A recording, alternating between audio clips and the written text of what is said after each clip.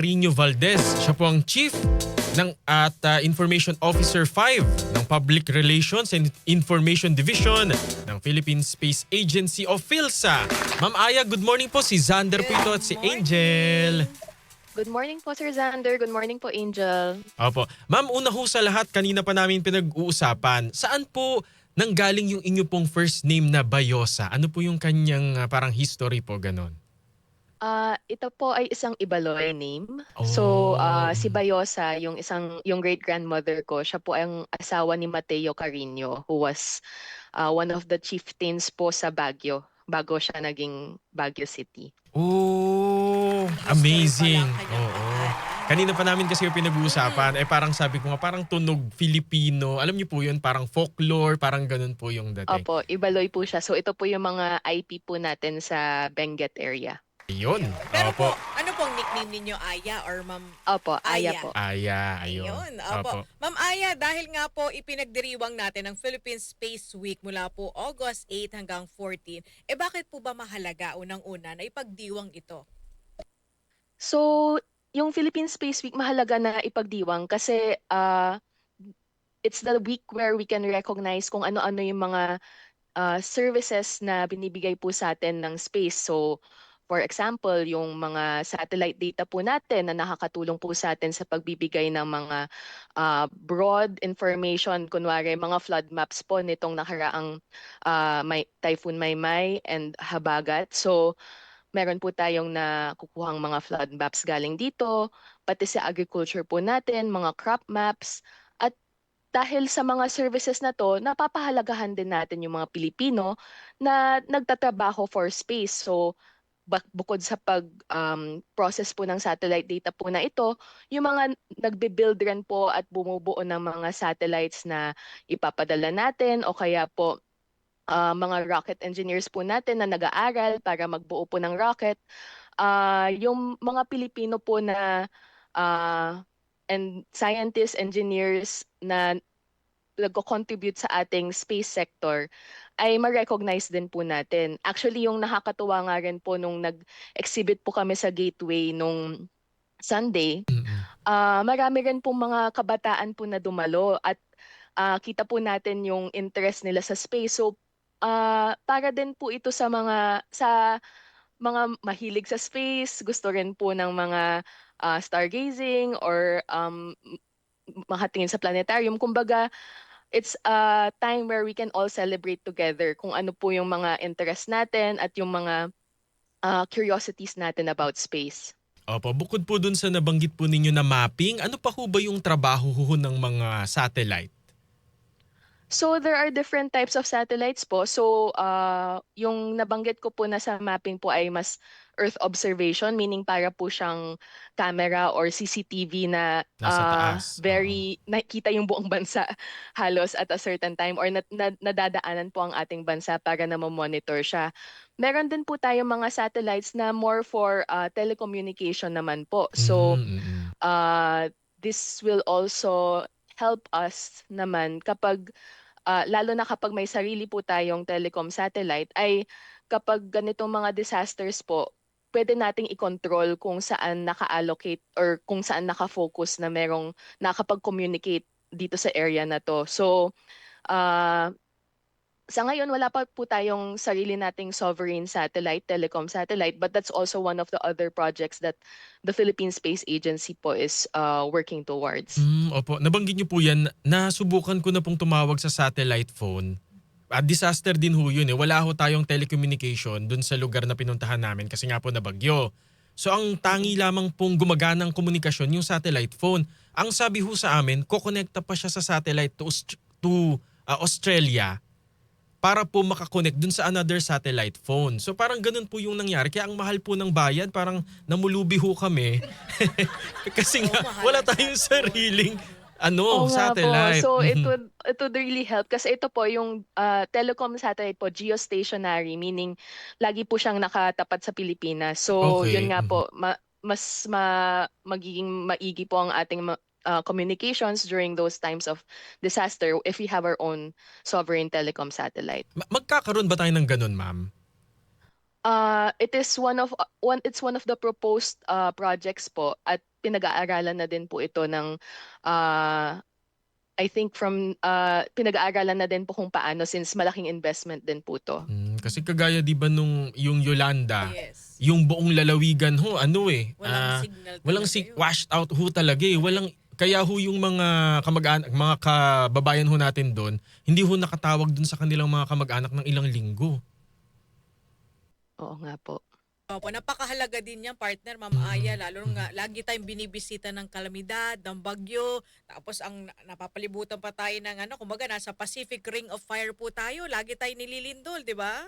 Yun nga po, opo. Kaya po, actually, dahil nabanggit niyo rin po yung Yolanda, yun din po actually yung isa sa mga early steps towards bakit tayo nag-start na mag-build ng sariling satellite. At ngayon po, meron na po tayong Philippine Space Agency dahil nakita po natin nung time na yon na mahirap maging dependent lang sa data na galing sa ibang bansa or yun nga po, yung communications that time was really non-existent halos. So, kaya rin po we're trying to build our own capability po ang ating bansa so that we have access to the space data and services na napakahalaga po talaga during disasters. Opo. Meron ba mga Pilipinong kumpanya, ma'am, na nakikibahagi na po dito sa pag-develop natin ng ating space technology?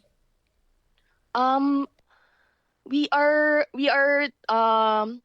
trying to build po the space ecosystem. So, nakikipag-usap rin po tayo sa mga iba-ibang Philippine company. So, since we are still young, parang tinitingnan talaga natin how to best move forward. Kasi nga po, kumbaga, with regards to companies, syempre investment rin yun on their end. Pero we're trying to do it slowly but surely na, kumbaga, dahil business nga po, kailangan din na, kumbaga, hindi sila malugi, di ba po? So, we're trying to build this network din po and see how everyone can contribute, including the private sector. Opo. Pero meron ho tayong Filipino satellites na po na na-i-launch. Kasi parang naalala ko, nung college Yes po, po meron ako. na po, opo. Parang 90s pa, tinuturo na sa amin yung Palapa 2, yung mga ganun po, pero parang decommissioned na yata yun kasi parang elementary. Parang elementary pa ho yata kami nun. Pero meron na. Ngayon po, meron pa ring existing.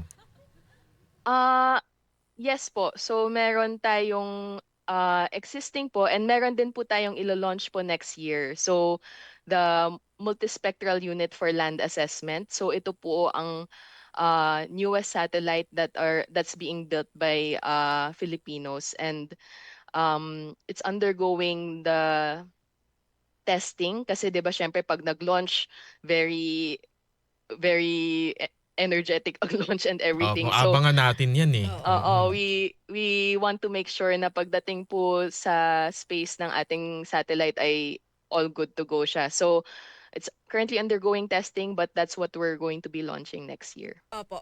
Curious lang kami, Ma'am Aya, no? Ilan na yung mga na-launch na mga satellite po natin? At saka, maliban po sa komunikasyon, ano pa po Yung trabaho nila. yung purpose po?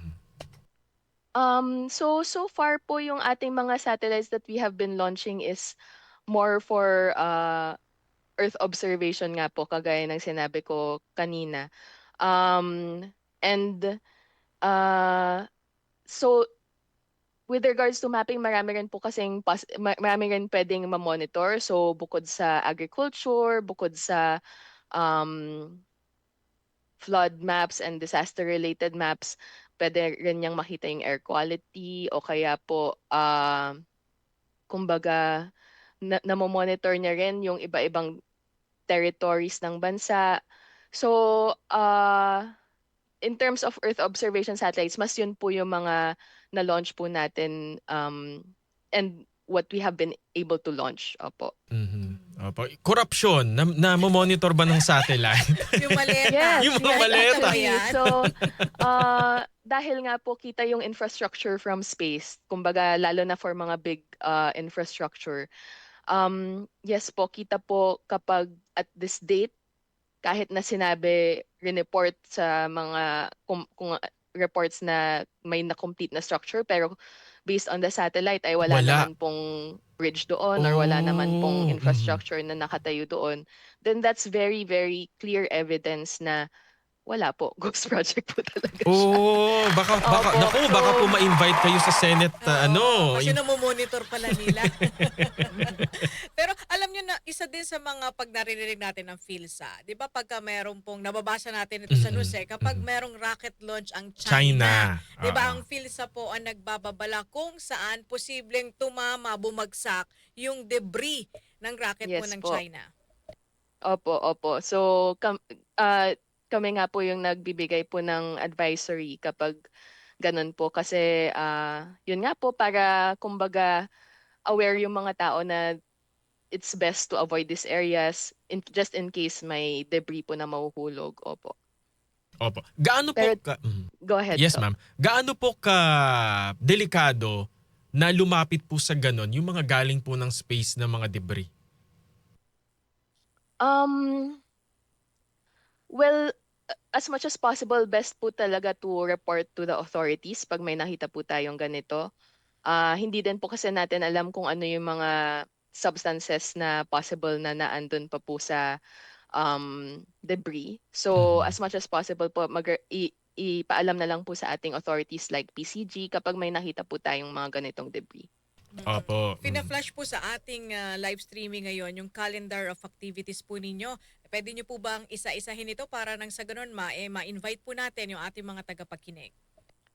Yes po. So for the activities this week, meron po tayong virtual exhibit. So dahil one day lang po ang ating exhibit sa Gateway for the Philippine Space Week, pwede pa rin naman po natin makita yung mga kung sino-sino yung mga exhibitors na naandun, yung mga materials po natin na nagde-describe kung ano yung mga satellites nga po natin, kagaya nung tinanong nyo earlier, na launch na po ng Pilipinas, ay makikita po sa ating virtual exhibit. So I think in that later on we can also flash yung QR kung paano punta Ayan doon, po. or it's Mhm, mhm. then meron din po tayong online mission briefing. So because of meron po tayong contest, Patalasan sa Yamang Kalawakan, the Anechoic Chamber Experiment Challenge. So it's a mouthful, but yung anechoic chamber basically walang nakakapasok na electromagnetic waves doon. So yung mga Oh. students po, pwede po silang mag-design ng mga parang opposite ng microwave, 'di ba? Kahit na may microwave sa loob, safe naman tayo sa labas. Mhm, Pero ito mhm. naman, yung mga waves hindi nakakapasok sa loob ng chamber na yon. Mhm. So, yung mga students po natin, high school students, ay pwedeng sumali at mag-design ng experiment na gagawin doon sa anechoic chamber doon sa UP Diliman. Opo, naka-flash And po ngayon yung ating yung QR code po no, pwede nilang screenshot sa mga nanonood sa atin ayan, ngayon para po dun sa full mechanics. yes po, opo. And then yung virtual exhibit, yan naman po yung QR code para makapag-access po doon sa online. Kailangan lang ng browser at makakapasok na po doon sa virtual exhibit natin. So that's throughout the week. Tapos for yesterday meron po tayong public lecture tungkol sa Diwata 1, yung una po nating design built by Filipino engineers na just nung 2016 ay Mhm. launch. So we're celebrating the 10th anniversary of the successful release ni Diwata 1 into orbit. Opo, ano hong trabaho ni Diwata 1, ma'am? Ganun din, earth mapping Ganun, din, opo, and opo. Earth observation. observation pa rin po. Actually, si Mula po next year, siya talaga yung, kumbaga in terms of high-res na images, Mm. siya na yung ganong level na makakapag-take ng photos. Kasi syempre, bago tayo umabot sa capability na mas yun talagang commercial level, kailangan pa rin nating mag-aral at mag-build on what we already know. So yung mga ganitong bagay, kaya rin mabuti at nasimulan na natin. Kasi mula sa parang technological demonstration, we are learning how to build things that are more complex, Mhm. more with better capability. So kaya po kaya na po nating mag-launch ng Mula next year. Ano pangalan po? Mula Mula. po, yung Yung susunod. yung multispectral unit for land assessment. Yung main mission po niya ay agriculture. Pero Oo. marami rin po, dahil camera nga siya, marami pang iba pang applications na pwede. Gaano po kalaki ang isang satellite? So si Like, Mula po, mm. I think it's around 130 kilograms. Gaano po kalaki yun? Mga Isang tricycle? maybe, possibly. Opo. Kung 130 kilos, 5, 10. Mga 3 sako ng bigas. Oo. Ganun po. Opo. No? More or less. Paano ililipad? Oh, yun Paano nga, ililipad yun? At saka, ma'am, pag nandun Opo, na po so ba siya, this hindi will na be siya... launched via SpaceX, one of the SpaceX launches po next year. Tsaka pag nandun na po ba yun, ma'am, talagang like forever na siyang nandun? Mhm. Hindi na siya... Hindi na So uuwi. it will be there. Meron naman po siyang parang expected lifetime.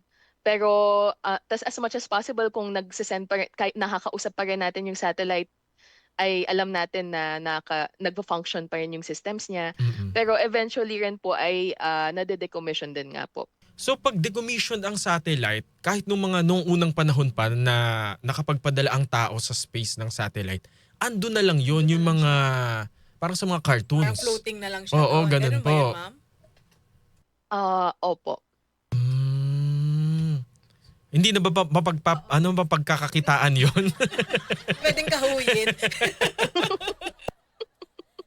Meron lang pong phone-in question. Paano raw po Sige po. mag-apply sa PhilSA at ano raw po yung mga requirements? Mag-apply po sa PhilSA. Teka lang, baka naman hindi sila hiring. Nagpo-post naman po kami sa aming social media kapag po may mga open positions. So our handle in all social media channels is @PhilSpace Agency, or sa Facebook po, pwede niyo pong i-search Philippine Space Agency. So nagpo-post naman po kami ng iba-ibang opportunities po doon. Meron ho At bang nandun na rin po yung requirements. paano po kung masscom graduate at wala pong kinalaman sa space?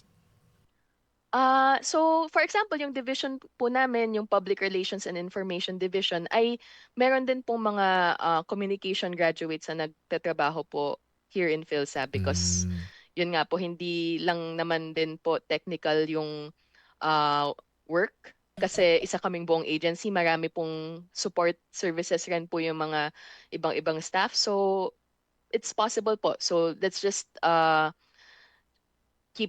let's see kung may mga opening for those kinds of graduates. Ayun. Opo, ma'am, nung matanong ko lang ito, kasi nung nakarang SONA po ni Pangulo, di ba nabanggit niya na magkakaroon po ng parang spaceport po kauna-unahan, di ba po Cagayan. sa Cagayan. Oo. Ano na po ang eksaktong status po nito? Meron po ba tayong target na timeline ng construction?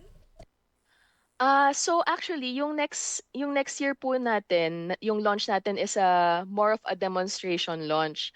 Meaning, kumbaga, dahil first time nga po natin gagawin itong ganitong klaseng launch, malalaman natin kung ano yung proseso na kailangan, yung mga regulations or permits na kailangan. Pero at least, kumbaga, malalaman natin na, kaya nga po natin mag-launch galing sa Pilipinas. So it is towards working for, kumbaga yung spaceport mismo, syempre may feasibility study pa po yan, but these are the first steps towards that. Opo. So ibig sabihin po, sina Diwata 1, may Diwata 2 na rin, di ba? Hindi Yes po po. ito sa Pilipinas ni launch. Parang kumbaga po, Opo. saan po? Sa ibang bansa. Opo. So sa US tsaka sa Japan, nakiangkas yung Ah. ating satellite sa mga rockets po nila. Nakiangkas lang. Kaso, Nang 1, 2, 3 pa. Parang ganun po. And kung magkakaroon tayo ng atin, Filipino-made, parang yung buko juice, di ba? Oo, Parang made diba? by Filipinos for the Filipinos. Opo. Ang galing. Oo. Ang tatalino ng mga Pinoy, no? Opo, Ano magaling po po yung- talaga ang mga Pinoy. Anong At kaibahan napakasipag. ng spaceport sa airport? Well, spaceport po, so launching towards Sa space. po. I mean, yung kanilang Yung structure Oo, ba? yung Yung ganun. structure. Malaki ba Ah. yung pagkakaiba nila? Maingay Iba-iba rin ba? po yung mga Maingay. support facilities po na kailangan po doon. Opo, kasi syempre iba naman din po yung fuel na ginagamit ng mga rockets at iba rin po yung mga kailangan na facilities. So, yung mga ganong facilities po ay need rin pong ma-build. O kaya po siguro kailangan ng, sabi niyo po kanina, kailangan ng masidhing pag-aaral. Kasi Pag-aaral. baka nga po yung mga residente baka hindi rin po pabor. Kumbaga po baka maging kagaya po ngayon yung Pax Silica, no? Silica. Marami hong mga agam-agam. Opo. So we also want to do things properly nga po na may proper community consultation in terms of the environmental considerations ay well coordinated rin po sa DNR. So yun po, hindi po tayo mag-shortcut. Pag-aaralan po to ng mabuti at ikukonsulta din po ng mabuti. Opo, Opo. siguro mensahe na lamang po, Ma'am Aya, sa atin po mga tagapakinig, especially sa mga kabataang Pilipino na interesado po. So yun, we are celebrating the Philippine Space Week this week, and hindi ko na napasadahan lahat, but please visit our social media and see the different activities this week. Meron din po tayong Space Business Innovation Camp this Friday. So this is online, pwede pong sumama at mag-register para sa webinar na ito, Building the Next Generation of Space-Enabled Businesses. So may mga ideas dyan ng mga magandang startup na using space data. Kasi alam po ba natin na yung mga apps natin kagaya ng Grab, Angkas, lahat yun dahil may mapa tayong nakikita, 'di ba? It uses GPS at Yes. mga iba-iba pong data rin na nanggagaling din po sa satellite. So kung meron po tayong mga ganong interesting ideas, then it would be good to join and register po sa ating Space Business Innovation Camp on Friday. And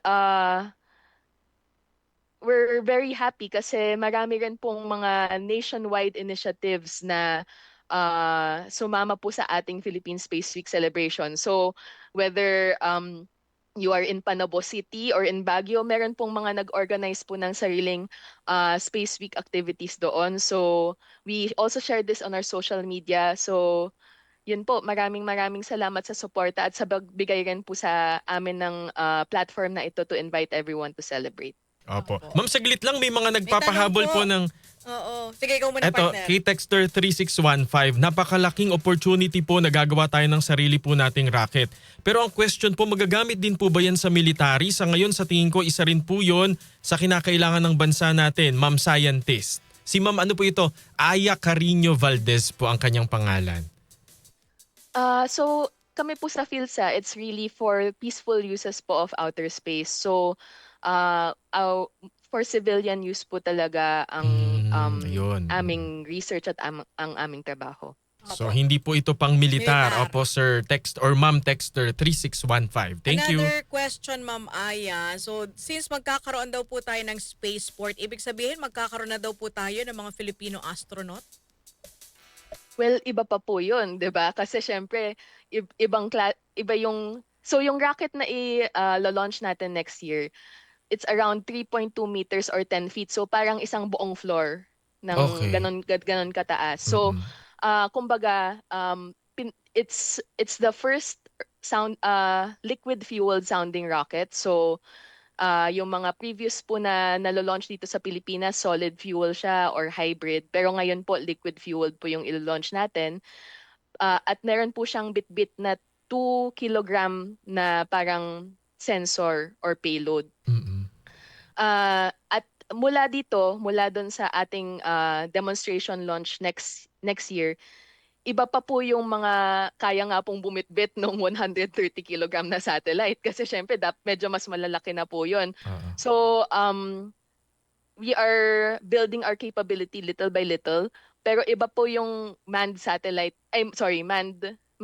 missions din po na Filipino astronauts. So just to share, we also have analog missions. So when you say analog, para siyang simulated, parang survival, ganyan. Ay, survivor, sorry. Na what if we were in this environment, let's say in the moon or Mars, tapos ito lang limited resources, mahirap ang communication kasi nga po ganun yung situation in those kinds of environments. At least makakapag-train po yung mga ganitong analog astronauts kung paano sila didiskarte or paano yung teamwork nila sa mga ganong environments, at kahit papaano ay napaghahandaan din natin yung mga things like this in the future. Pero in terms of Filipino astronaut, syempre we want that to happen and we're really hoping. Though challenging rin po kasi nga po napakamahal din na makapagpadala ng isang Filipino astronaut into space. Pero So- yung halimbawa po sa ibang bansa, kahit mga half Filipino, meron na ho ba kayong nabalitaan na ganun? Parang wala po, no? Not yet, opo. Kasi Someday. mga movie, di ba yung mga patch nila, makikita mo mga Ah, astronaut, wala sana may pang- Philippines Oo, na. Diba? Yung sa Oo. mga napapanood natin mga ganong pelikula. Sana Opo. soon, diba? Ano kung magiging tawag? Kasi kung may cosmonaut, di ba may astronaut, sa Philippines po, ano ho kayang magiging tawag? Oo nga po, pag-isipan po natin yan. Di, Sa kanyo na pwede po pag-isipan nating- pag meron na. Pwede tayong gumawa ng term for that. Oo. Opo, kung anong term. Meron lang po pahabol pero comment lang ho ito si Sir Daniel Bon. Sabi niya yung ibang mga Pilipino ayaw yung space program kasi primitive po ang mga utak nila. Sabi ni Sir Daniel Bon po yan sa YouTube naman ito. Meron ka pa dyan? Ayun. Ma'am, maraming salamat po Thank you, ha. Ma'am Ay, ang dami naming natutunan. Opo, ang dami naming natutuhan pati yung mga listeners natin. Ang dami pong nagko-comment Thank you ngayon. po. Thank you po. Thank you po. Though I guess I just want to medyo harsh ba? Yung Opo. parang last comment po na binasa Opo, niyo. Pero, medyo. Comment opo, naman po I yan. guess I just wanted to also parang syempre kasi nga we want space to be for all. And I think naman po yung mga nagko-comment po ng ganito, it's possible po na yung pinanggagalingan din po ay also caring for the country, ganun. Kaya po we all try to take the time to be able to explain na yun nga po, yung mga ganitong inisyatibo po natin ay hindi lang basta para makapagpadala ng mga bagay sa space. Ay meron po talaga tong serbisyo na gusto nating makuha bilang Pilipinas mula sa mga projects na to. So, hopefully po ay ma-convince din po natin yung ibang mga possibly hindi lang po naintindihan kung ano yung mga applications at benepisyo na to para sa mga Pilipino. Thank Maraming you so salamat much, po. Ma'am Aya. Sa uulitin Thank you po. po. Thank you so much po kay Ma'am Bayosa Aya Carino Valdez. Siya po ang Chief at Information Officer 5 ng Public Relations and Information Division ng Philippine Space Agency. Yung comment naman from from listener naman. So, kumbaga po ano po ito, malayang talakayan. Pagka nagkaroon ng Pilipinong astronaut, Pinot. Pangit. Pinoy not. Pangit din, no? Pinoy not. Finot. Pinot. Pangit pa rin. Pa rin eh. Hindi kasi di ba kung Pinostronaut. Filipino. Pinostronaut. Pinostronaut. Kasi hindi pa natin naiisip kasi nga Wala wala pa pa eh. naman. Kung Oo. Filipino astronaut, Filipinot, Oo, pinaiksi, diba? hindi yata maganda rin Hindi pakinggan. masyadong maganda. Pero yun nga, no, nakaka-proud ka pa. Yes, Kasi pag oo. nanonood tayo, di ba, ng mga ganyang mga space, kahit may mga patch sila, di ba? Laging US, Russia. Germany, China, China Japan. meron. Pero yung flag natin, di pa natin nakikita. Nakikita as diba? astronauts, no? Sana soon, di ba? Astronoy. Astronaut! Parang hindi pa rin talaga. Salamat ho sa inyong mga komento at Pwede kayo magbigay ng suggestion, oo nga. di ba? Kung magkakaroon ng Filipino astronaut, anong pangalan? Ano ba ang inyong mungkahi, ang inyong suggestion? Message po kayo ha at babasahin natin yan mamaya. Salamat po sa mga nag-comment. Babasahin namin mamaya sa pagbabalik ng programang Ang Say ng Taong Bayan. Alams na!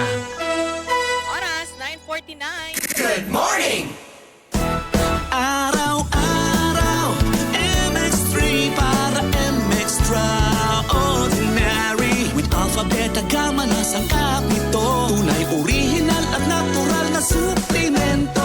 With MX3, so coffee and tea. With MX3, it's for you and me. With MX3, dito ako believe. I am Dulce, your power singing diva. Sa MX3 capsule, dito ako bilib. Mahalagang paalala, ang MX3 capsule ay hindi gamot at hindi dapat gamiting panggamot sa anumang uri ng sakit. Be extraordinary with MX3. Goodbye to me, Mancha. Hello, bright bar blue. Isang labanan yan. Bright bar blue. Pride Bar Blue with powerful stain-away enzymes. Malupit magtanggal ng dumit mancha pero di masakit sa kamay. Goodbye to me, Mancha. Hello, bright bar blue. Isang labanan yan. Askas Trusted ang cotton and polycotton. Sa mancha, malupit. Sa kamay mo, mabait. Pride Bar Blue. Manufactured by ACS Manufacturing Corporation. ISO certified. World-class quality. ACS. Sunphone Vitamin C, ang alkaline no vitamin C. Ako po pala si Edwil. Binansagan ako dating payatot dahil hirap ako sa pagkain. Ngunit nung uminom ako ng Santon Vitamin C, maba ako at bumalik ang gana ko sa pagkain. Kaya't laking pasasalamat ko sa Santon Vitamin C. Sunphone Vitamin C, ang alkaline no vitamin C. Mabibili sa pinakamalapit na butika sa inyong lugar. Ang kinis na niya. In fairness, nag-glow up. May budget. So solid. White Rose Papaya. Wow. White Rose. White Rose Papaya. Wow. White Rose. White Rose Papaya. May glow up with White Rose Papaya. Puti sulit ang glow up sa White Rose Papaya. May papaya, niacinamide para sa puti power times 2. Plus shea butter and tea tree oil. Glow up with the power of 2.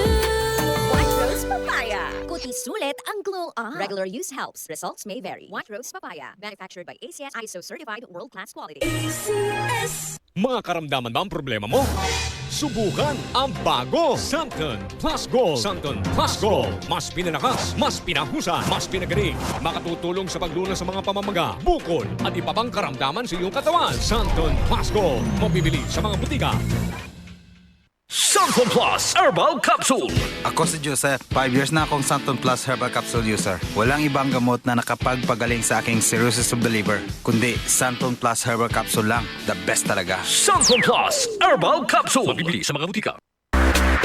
Charm Fab Gold. Bakit makapun sa tiyan? Walang amoy kulong kahit sampay sa loob.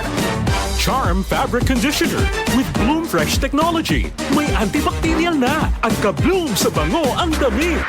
Charm Fab Gold. Bakit makapun sa tiyan? Walang amoy kulong kahit sampay sa loob. Bangong makapun sa Charm. Charm Fabric Conditioner. Manufactured by ACS Manufacturing Corporation. ISO certified. World-class quality. ACS. Sunphone Gold Coffee Mix. Ako po si James. Kakaiba talaga ang dating sa akin ng Santon Gold Coffee Mix. Ang tamis, tapang at aroma ay talagang napakaswabe. Sulit talaga ng Santon Gold Coffee Mix. Sunphone Gold Coffee Mix. Nagkape ka na, lalakas at gaganda ka pa. Mabibili sa mga butika. The king of rock and roll lives on for one electrifying night in Manila. Experience the world's champion Elvis Presley tribute artist, Emilio Santoro. With a special opening performed by the sensational Rio Brothers. There were bells on a hill, but I'll never have them ringing. At the Grand Ballroom of Solaire Resort, Quezon City on August 28.